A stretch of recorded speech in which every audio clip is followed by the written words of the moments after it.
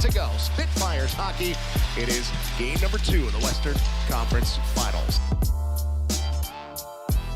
Piercy curls off the corner. Down low for Bertuzzi, and he got one by Onishka, but just couldn't get it direct into the back of the net. Spitfire's going to break it up. Breakaway from the blue line for Cooley.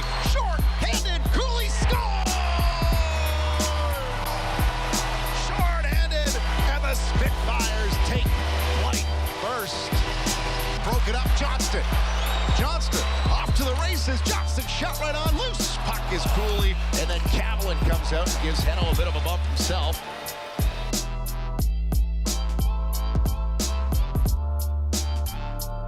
Back for Heno. Johnston circles in behind him. Heno floats one in. Here's a chance and a goal! Maggio! Centering for Lombardi. Nice move. Amadeus Lombardi drives, circles, scores. Amadeus Lombardi. Some good hands, and he puts the Firebirds on the board. Cooley, right side. He's going to drive the net, and he'll score! Will Cooley gets it right back.